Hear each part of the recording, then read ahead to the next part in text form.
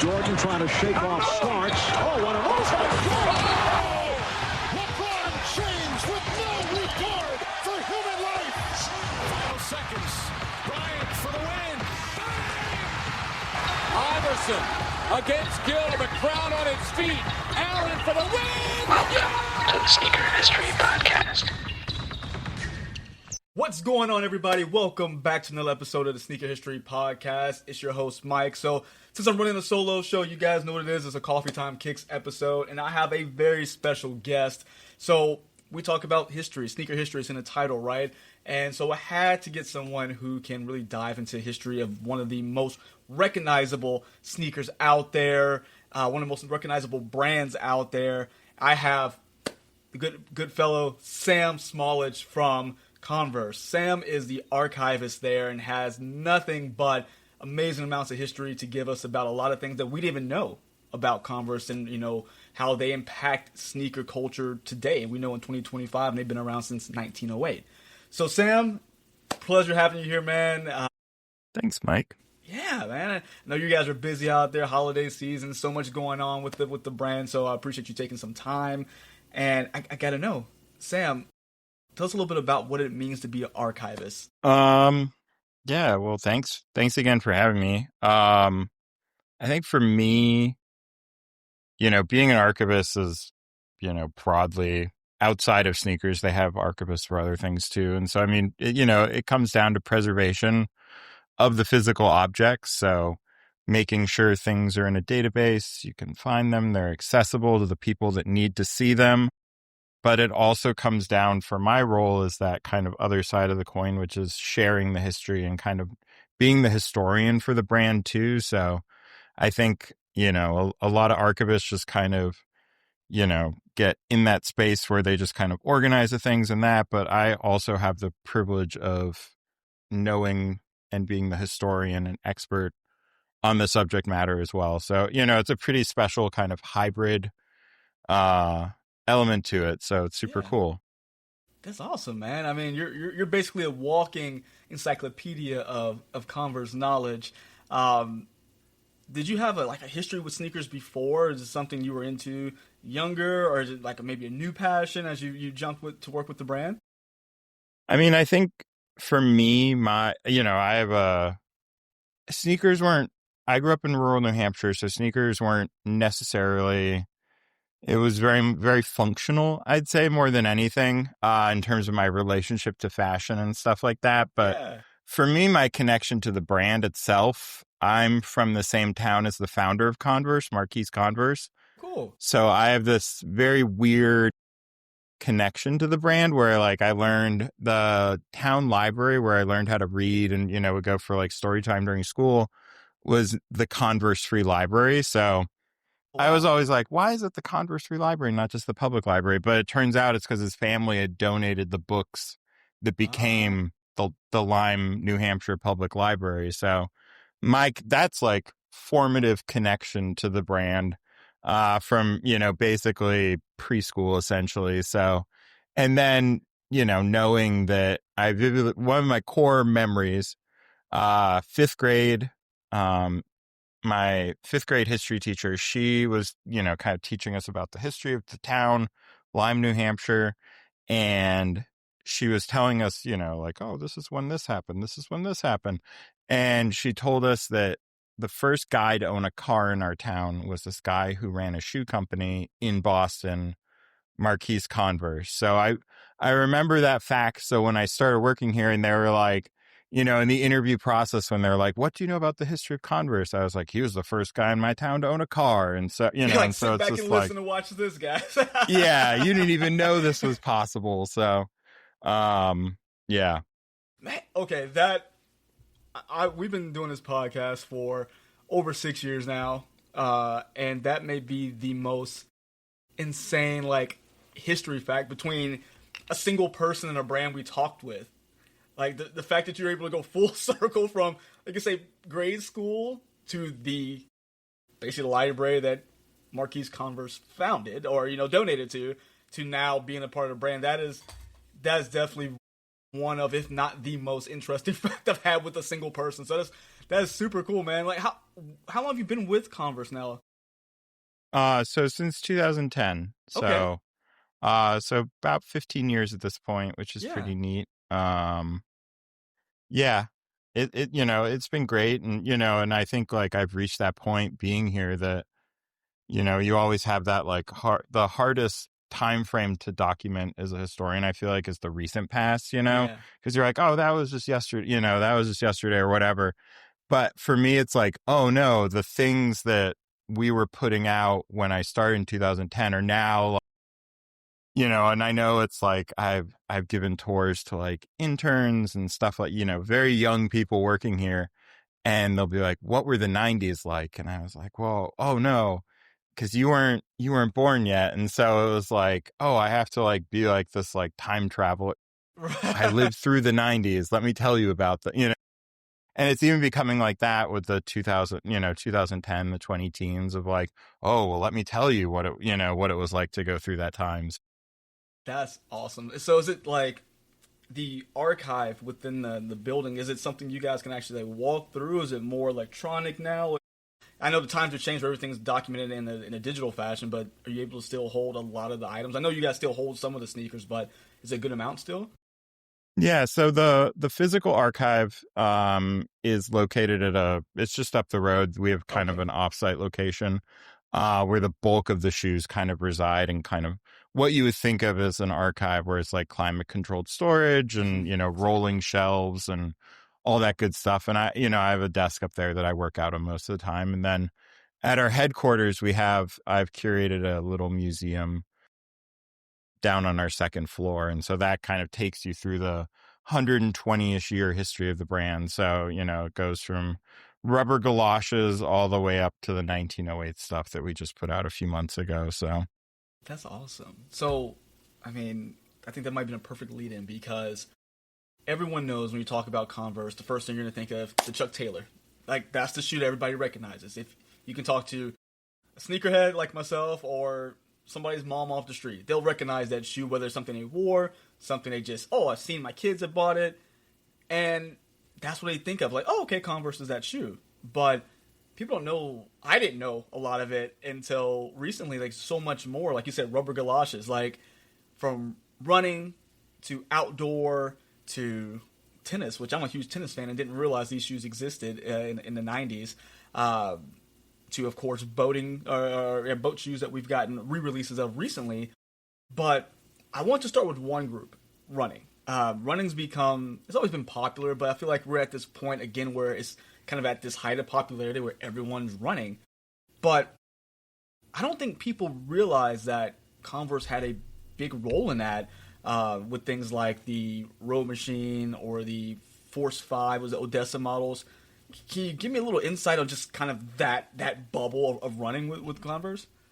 yeah, so I mean, for me, a lot of our kind of running history and heritage, I mean, like anything with a 120-year-old brand that's done basically every, from running to fencing to yachting, like all the sports you were just listing off, like it goes back so far with Converse that, with running, we made our first track and field kind of like, not necessarily like a jogging type of shoe, but like a track and field running shoe. Yeah. Probably around the 1930s. So like, if you count that as running, our running history goes back into the 1930s, and even with the kind of modern kind of, nylon leather running shoes of the 1970s. I mean, right there, our first shoe to feature the star chevron logo was a running shoe in 1975.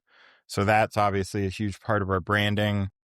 But yeah, and I mean, from there, an innovation biomechanics lab in the 1980s, and you see a lot of like, that's where like shoes like you said, the Force 5 with that stabilizer bar, and a lot of those kind of technologies that we would use throughout the 1980s, that not just in running but in basketball and across all of our athletic shoes would kind of come out of. So I did bring some that I can hold up to the camera. Ooh, yes, so that'd be perfect. I think people yeah, so I would love to just see that. discreetly slip on my gloves, and I position them strategically around me on the table. But so I did bring a Road Machine here.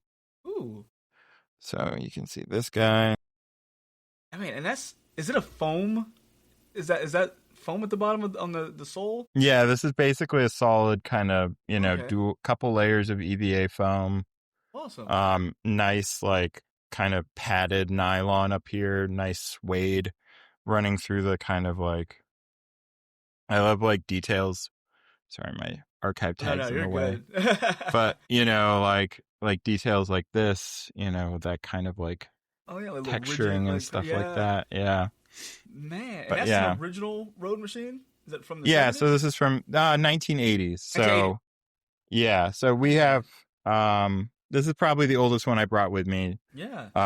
But yeah, we have all sorts of kind of that golden era of like nylon, Yeah. simple EVA foam kind of running shoes from the 1970s. So That's held up so well. I mean, like I know you guys put in the climate control setup, but man, that if someone looked at that today, like, oh, okay, that looks relatively new. That's crazy. no, yeah, well, and that one I feel like is dead stock. So that was Yeah. like sitting in a box on the shelf in tissue paper in the back of a warehouse somewhere, and like those are my favorite ones because it is like that like time capsule, sitting in an old employee's basement kind of somewhere that they were just hanging on to kind of shoes. So cool. it's a special one for sure, and they're not all in great shape like that, as you'll see in a second. But and then you get into like this guy, the Odessa, which is one of my favorites. Oh, there you So go. this is that kind of crazy I love that asymmetrical lacing system. Yeah, you did at the same time. I love how they did that. That is, Yeah. man. That's such a unique looking shoe. Like you don't get running shoes so much. Like you get the asymmetrical, like a little bit across from the top of the foot to the toe. But that is probably the most extreme I've seen on a running shoe. That is really cool. Yeah, and it's got this big, like, beefy kind of outsole tread pattern to it, Yeah. definitely like, with this like buildup in the heel and stuff like that. And I mean, people always ask, like, again, like that one was in pristine shape. This is honestly the only one I've ever seen in the world. So this is the original, and we only got one of them kind of, Yeah. thing. So it's kind of like, that's why we keep it in climate control, because you can see the foam is kind of degraded on it a little bit, but Yeah. it's still in remarkable shape. And we take it out, but yeah, it's one of my favorites probably, if I had to like, Yeah. it's Was always, that and it's always one of those like special, like, it just looks so different than anything else in our running yeah. line. So Was that one a trail runner? Like we're looking at that really beefy outsole. Was that kind of double? I know like they have differentiators now of like the street and then track and trail, but was that also a trail runner or just no, sign it's of the just a times? running, and we didn't really get into that kind of differentiating like trail running probably until like the early 90s, I'd say. Okay. We did have some like, and they fell more into the category of like a cross country running shoe is what we called it, is Yeah. like, because I always think of like, up in New Hampshire, we had like big like cross country running teams and stuff Yeah. like that, because you just have the trails and stuff like that up there. So, whereas I think, for us as a brand in terms of like technology and stuff, it seems like we skewed more towards like stability, which is why you get a lot of like features like this big molded plastic piece to again lock in Yeah. your heel and stuff, which is super neat. And then you have all the different density EVA foam on it and stuff like that. So Yeah, it's definitely probably one of the most unique ones, especially for that time frame.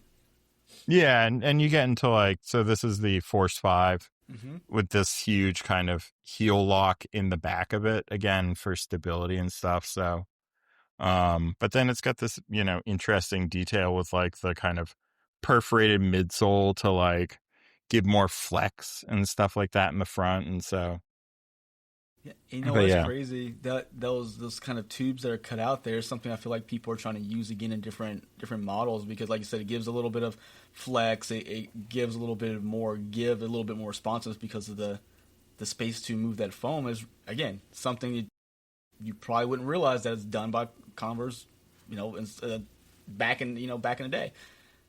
no, for sure. And I think, like a lot of things, I mean, we've played in basically every sport from running and had like real deal, like performance running shoes and stuff like that going back, as long as it's been a thing. So Yeah. I'm always happy to like trot out these kind of lesser known, models and bring them out. So, yeah.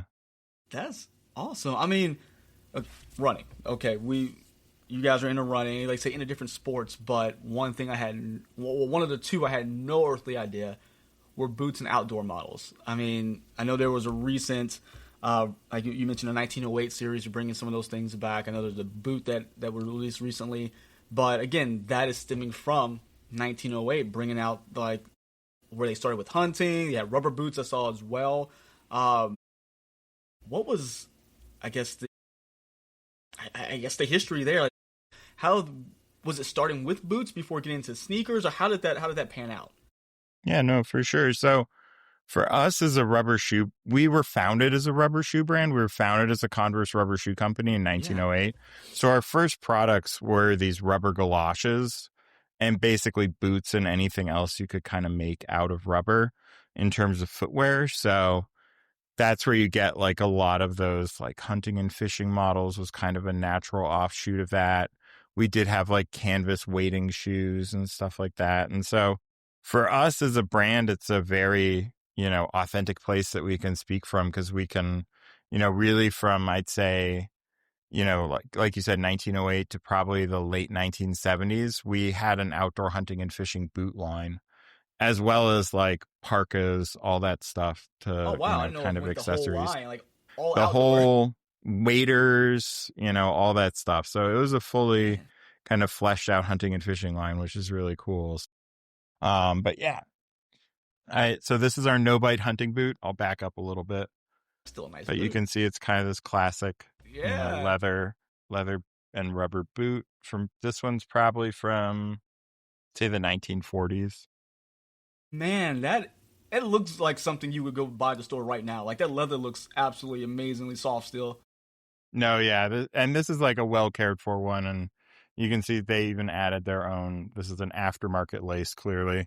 But yeah, I love this kind of stuff, and it's got the cool, yeah, got the Spade logo on the back there. It's a non-chafe. Yeah, and so the no bite, and it wouldn't bite your heel and cause chafing and stuff. And so what I love about this one is that we have no bite boots from the 1970s, kind of towards the end of our time making them. And we have ones going all the way back to the 1930s. And it's essentially the exact same boot, unchanged for 40 years. Wow. 40 plus years, really.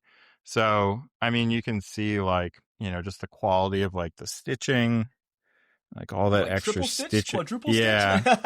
Quadruple stitched. But yeah, all that kind of extra construction and, just like the craft of it too. Like kind of I just love like kind of geeking out on like the imperfections of them.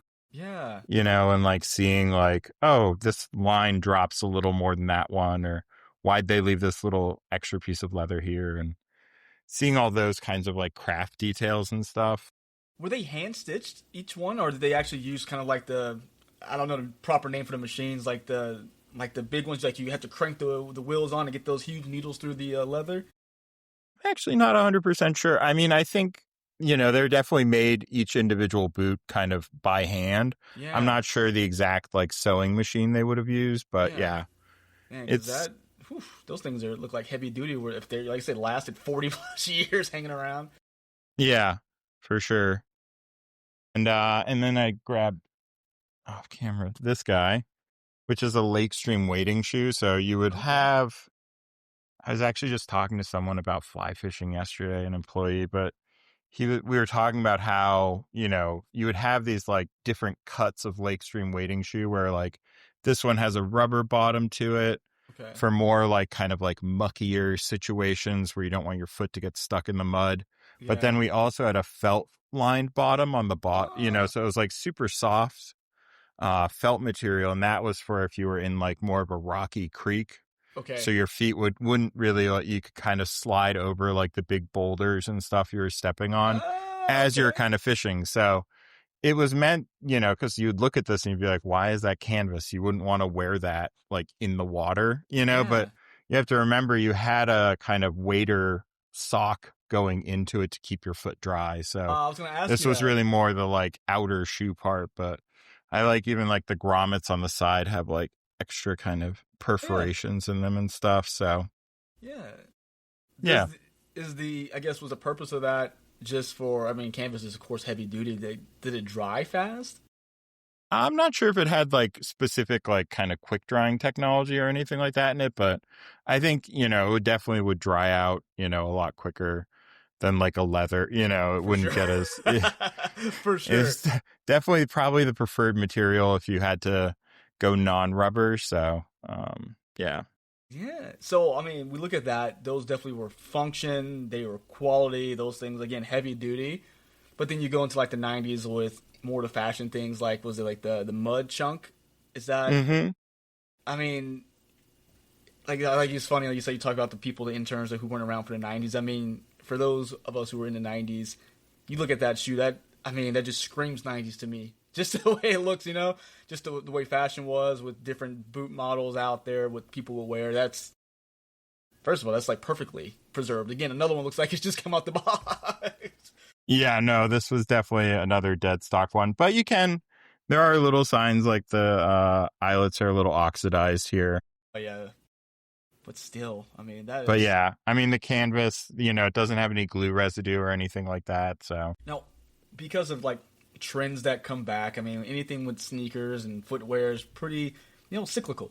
Do you ever, do you get a lot of ins and outs from maybe designers from the brand who are needing reference pieces or come to you to just kind of get, talk about that history piece at all?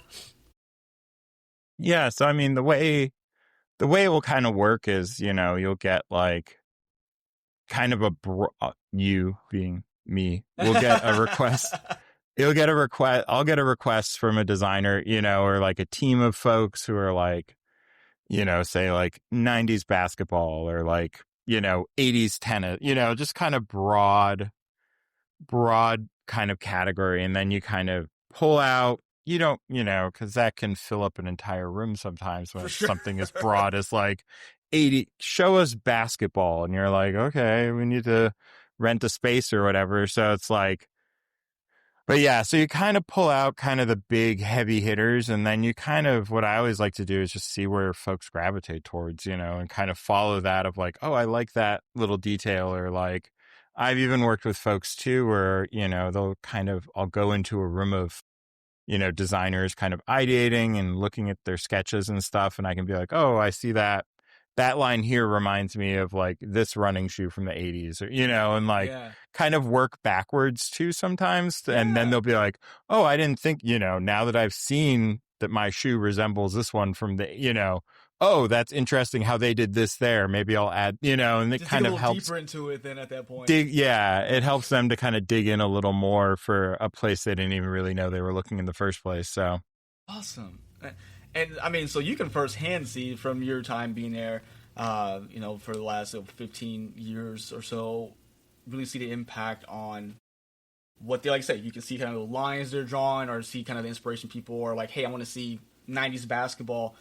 You've kind of seen that through line from the past to present when it comes to the impact that Converse, has. And again, that sneaker culture on how these things kind of flow from then to now. Now, with that, I gotta ask you, because now we're getting into my favorite sport, the tennis line.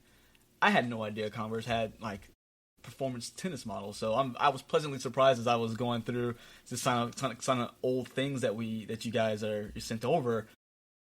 Talking about the tennis light line, what how many different models? It seemed like there was a few different models that were part of that for different players out there. Yeah, for sure. And so, I mean, for us, just broadly, like with tennis and stuff, our first non-rubber galosh was a tennis shoe back in 1910. Like that, like anything Converse, it's like we have a very deep, unknown, kind of history in those sports and spaces. So, I mean, for us, like before we even made basketball shoes, we were making tennis shoes in 1910.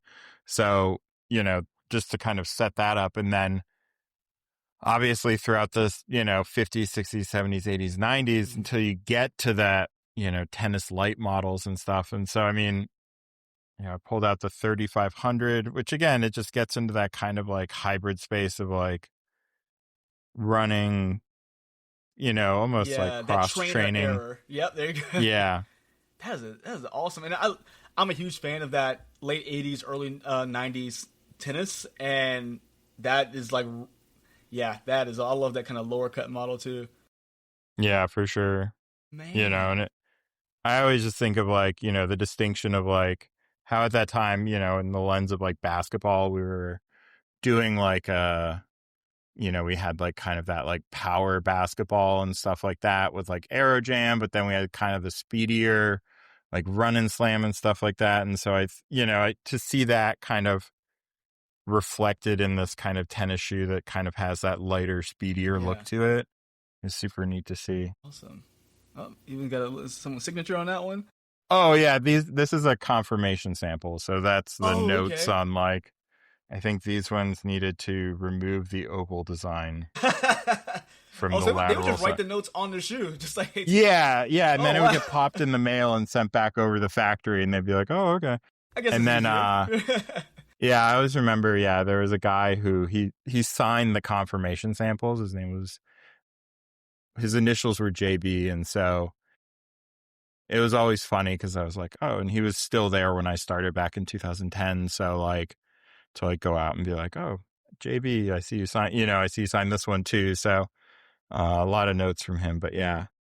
So when you get, I guess, new items that come into the archive, is it just like this huge UPS box that shows up and you're just going in kind of sorting, or how's that intake process look like for you? I mean, for us, we, because in this day and age, we make so many different, color variations and models and stuff like that, that we kind of try to take a very realistic approach in terms of like storage capacity and stuff. Cause obviously we don't have an infinitely expanding kind of cube that we can keep things in or whatever. So, we have kind of guidelines, in terms of like, oh, is this a new print, new pattern, new model, new kind of technology, new cushioning, and it kind of, that helps to sort out a lot of it, and then it becomes like, okay, if it's a new print or pattern, like we'll probably keep is the left shoe different than the right shoe? Okay, they're not. We'll keep one of them. We'll keep generally the right.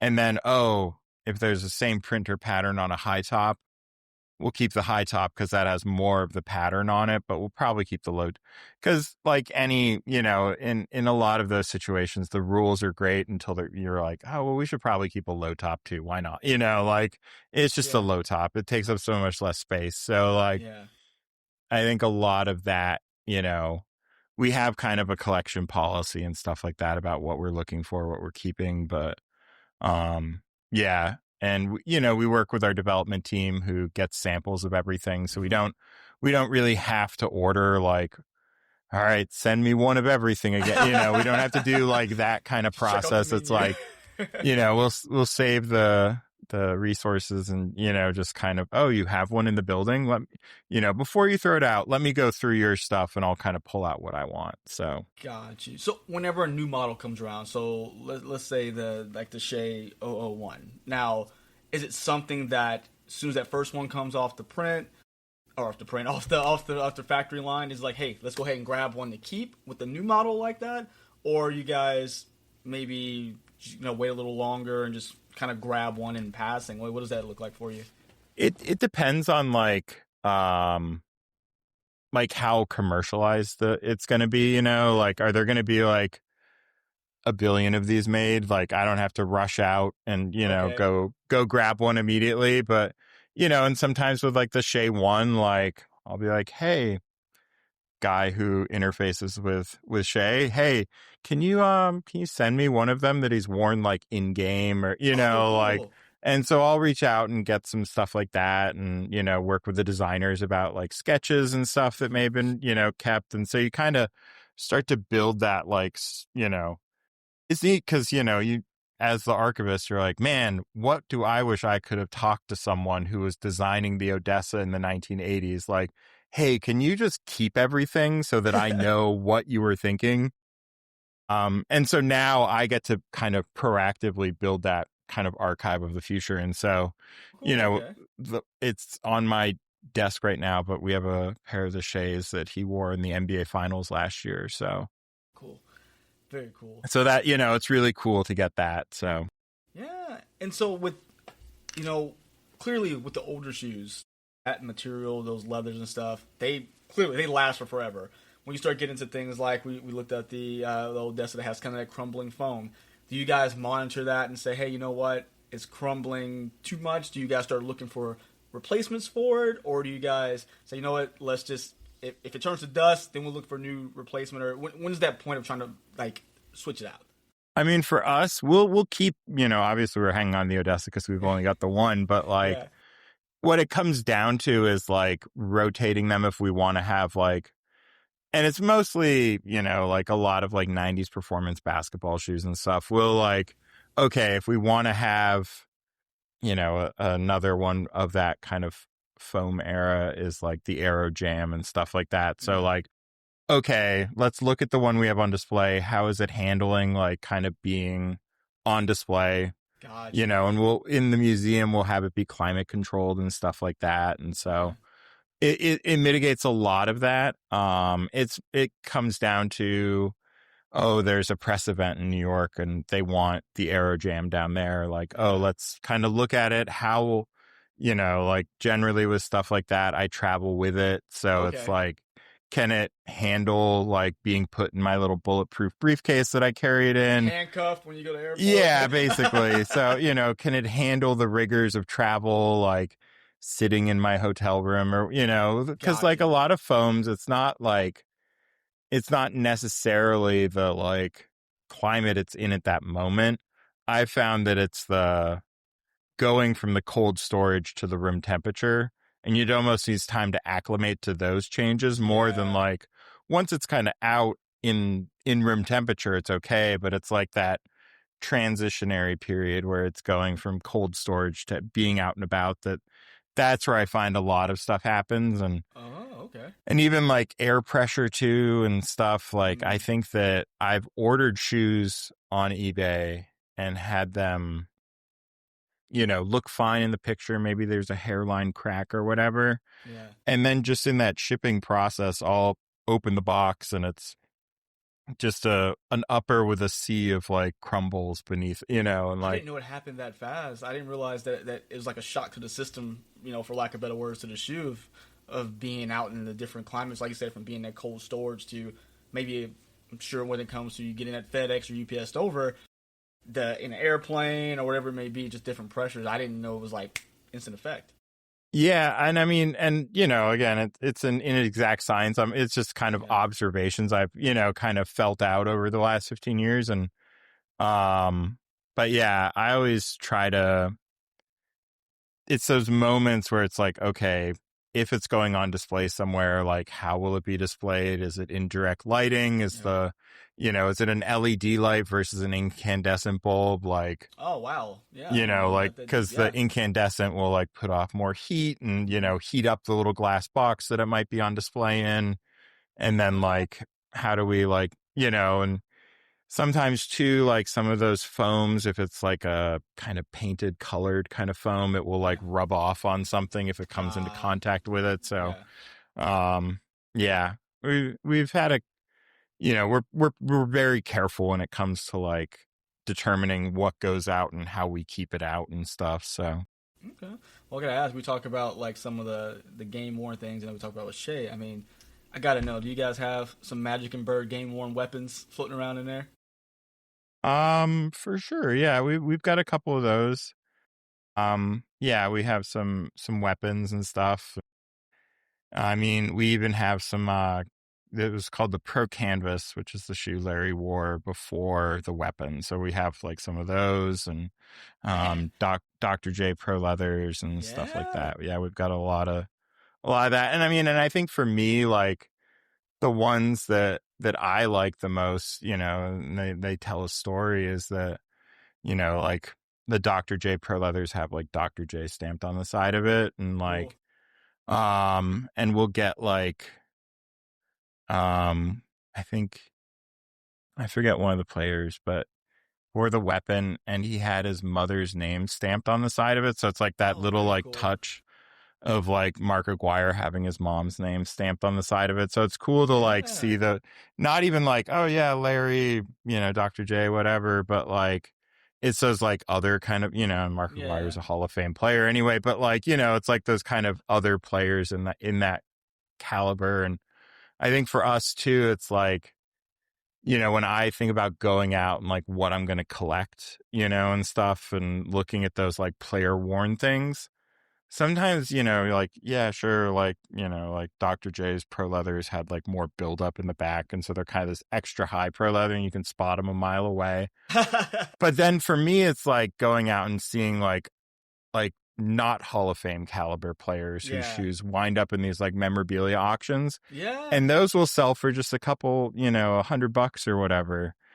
But they have this like special like suede toe cap that this player had custom made for, you know, and I'm like, to me is like the collector, you know, person in charge of like adding things to the archive. To me, that like unique player edition for not, you know, necessarily like the highest caliber legendary player, but just seeing that care that we took for all of our athletes and like custom making their shoes to help them perform the best. And those are the shoes that I love to find, and they're also pretty cheap to get too, which is great for our budget. So yeah, that's awesome, because it makes you think. I mean, you look at the NBA now, for example, all the different player editions and the different, you know, ways the shoes are built for them specifically. It's cool to look back on that. Like I said, different things, maybe just a toe cap is a little different, or like different stamps for, you know, names or family names on there. So that's really cool to think, like, go back and see how player editions were kind of different, not just because they couldn't do all the crazy colorways like you see now.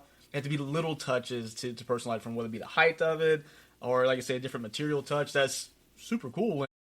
Are you having to hunt down different like auctions, or you spend a lot of time on eBay, or do people come to you? You know, I'm very blessed that people do come to me with some stuff sometimes. I'm pretty easy to find.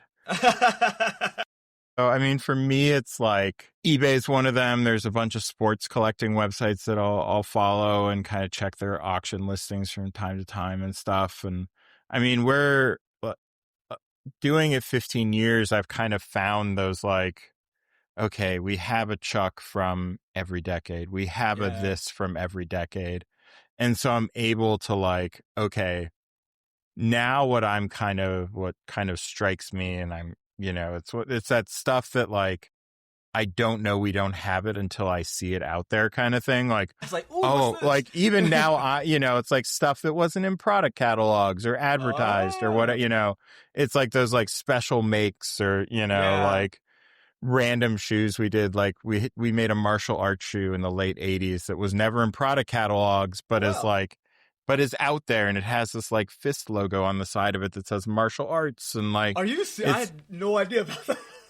It's one of my favorite shoes, and I talk about it in basically every media appearance I do. So like, but you know, it's like one of those like really special shoes. And so, I mean, but it was never in product catalog. So it's like every sample of it I see out there, I can kind of, you know, it tells a different story. Like, oh, I didn't know, you know, I'd only ever seen white ones, and then suddenly I saw like almost like the black monochromatic version, you know, like, oh, okay, that's cool. really you know, like I didn't know they made a black version of it. So it's, you know, everyone I find. And so it's neat to still have shoes out there that you're kind of still like chasing and learning more about, even after doing it for 15 years. So yeah, no, I mean that's the fun part. Like, it's still a surprise for you, even like I say, after 15 years, to see these things that they weren't necessarily logged. You kind of knew they existed, but kind of stumbling upon them like little buried treasures is super cool, man. Like, that's awesome. Like, so I got one back here.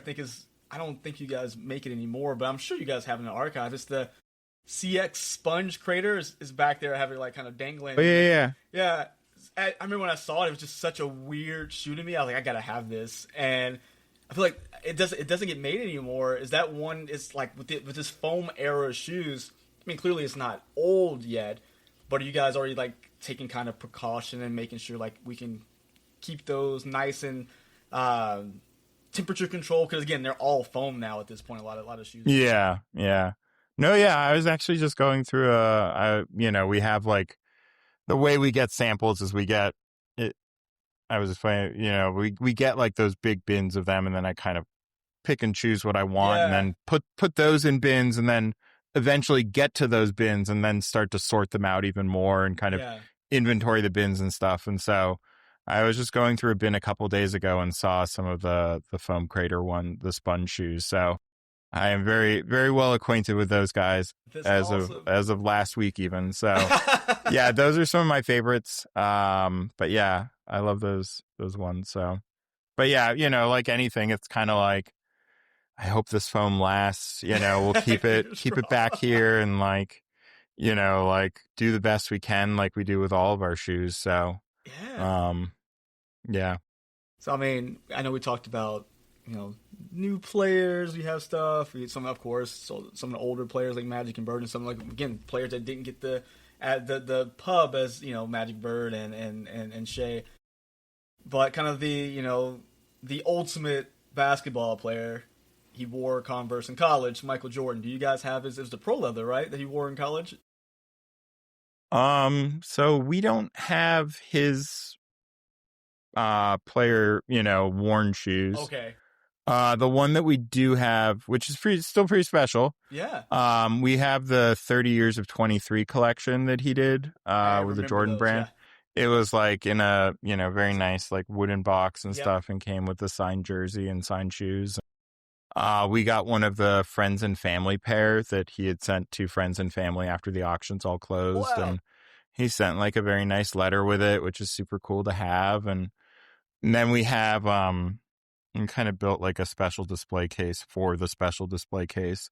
And right next to it, we have a notebook from the guy who used to do all of our special make shoes for players. Oh. And so he would, get the call from the sales rep and write down the specifications for like, insert player, like, oh, they want extra foam build up in the heel, or like Dr. J wants an extra high, build up the extra height of it or whatever. That's awesome. And so what's cool is that in the letter he says, paraphrasing, but like, I was wearing these shoes when I went from being Mike Jordan to Michael Jordan. So It's always been this like special moment of kind of transition for him. And so to have then the, notebook from the guy who made his shoes back in the 1980s that says like, because he would write the player's name that it was for, and he wrote that it was for Mike Jordan at UNC. Yeah. And so it's the specifications for Mike Jordan shoes in the 1980s next to the shoes that we made in, what year would that have been? But yeah. Yeah. That's so cool. Like to have a notebook and that just turns the whole thing into just this own little kind of like history piece. Like that is really cool. No, yeah, it's very special to have both the, the kind of 30 Years of 23 pack right next to the notebook there. What is that shoe like? What's the history behind it? Like, how did we get there? Yeah, so I mean, for us, like this kind of like CBO kind of circular vamp ox, kind of look and feel, this kind of classic boat silhouette. Yeah. We've been making a shoe like that since really around 1913. Wow. Yeah, I believe our first model was just simply called like yachting or something, but it had this same like, kind of stitch line, and it was a boating shoe way back in the 19-teens, and then have consistently kept up kind of that boating shoe presence. And over the years, there'd be a different model here and there, the skid grip, all that kind of stuff, and some overlap with like tennis and stuff. And okay. And then, really like the Knot One comes out in the 1970s, and it really just kind of became, the boat shoe of the time. So when he was looking through the archive and kind of hit upon that like era, I was like, that's the one. I mean, it could have gone back even further if you were just kind of chasing the silhouette, but like that's how he kind of landed on the Knot One. So that's awesome. And dude, a lot of these, when people come in, again, we know the designers may have these conversations with you, but any, like when collaborators come in, like Tyler, Do you ever get to have the conversations with them, just kind of give them like we're talking today, giving me a history lesson on a lot of these things and give them that full breakdown of them? Yeah. So generally when a collaborator comes through, they come, they'll have a design session on the books back at headquarters. And then in the morning, generally, we'll do kind of a history lesson first. So again, the example of like 90s basketball, like say the collaborators into 90s basketball, they'll come by the archive, see the 90s basketball stuff. You can kind of, ask questions like, oh, what do you like about 90s basketball, and kind of help to guide them towards more substance, and stuff. And then that kind of informs them. And then I'll, help them kind of bring some samples back to our headquarters and they'll work on it in the afternoon. So we do kind of run a tight ship that way in terms of like a collaborator coming by will come to the archive and then work with our designers in the afternoon and kind of help to kind of facilitate bringing some stuff from the past into the future. It's awesome. I mean, it's awesome. I mean, a lot of things now are definitely heavily inspired or even direct retros of the past. So it's really cool to see how that process works, how you're a really integral part of that, being able to not just show a model, but give a real in-depth, the why behind that model. So I think that's really interesting on how you manage it all, Sam, and how your depth of knowledge is insane of all these shoes. Like how you literally have over 100 years of knowledge in your brain of Converse, which is absolutely astounding to me. No, yeah. I mean, I am very lucky. I always joke. So not only am I from Lyme, but I'm a third generation, like archivist librarian. Like my mom was a librarian, Wow. My grandmother, my wife's a librarian, my mom's cousin's a librarian, so I'll like watch like my daughter take her schoolwork off the fridge and how she sorts it into piles. And I'm like, oh, she's got it. She's got the bug now too. She's got the power, man. Yeah, it's pretty neat to, have it all up there. And, I'm very lucky to, have been born in the same town as the founder of the company I now work for. It's a hell of a, I always joke, like I can't go anywhere else because no other, company's founders were born in Lyme, New Hampshire that I'm aware of at this point.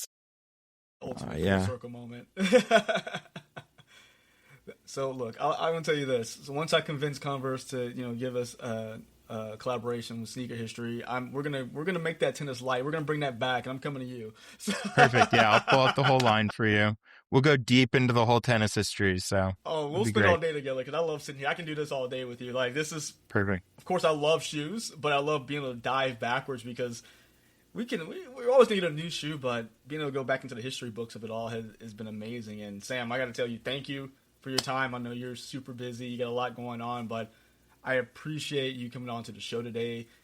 Not only giving my listeners, but giving me a very in-depth lesson of things I had no idea about when it comes to Converse. And again, they're ever growing now at this point. My brain stamp on sneaker history outside of just, of course, the Chuck Taylor. So, Sam, I appreciate you, man. I definitely will bug you sometimes about things I don't know because you are welcome. No, yeah, anytime, Mike. It was a pleasure talking to you too, man. Yeah. So everybody, if you didn't know, guys, please listen to the episode, dig deep, because there's a lot to be said about Converse and their impact in sneakers as we know it now. Make sure you, of course, follow Converse. Go get you a new pair of Converse. Like, if you haven't, go do it. Social support to the brand, but make sure you guys subscribe, all the fun stuff to do to make the podcast keep growing. We appreciate you guys, and until next time, see you. Hey, y'all. Nick here. One more thing before you take off. Do us a solid and leave us a review on your favorite podcast platform. Check the links in the description to help us keep the show going. And as always, we appreciate you listening. And don't forget to tell someone you like their kicks today. You never know how far a compliment will take you, and we all know how good it feels to be on the receiving end of some appreciation. Peace.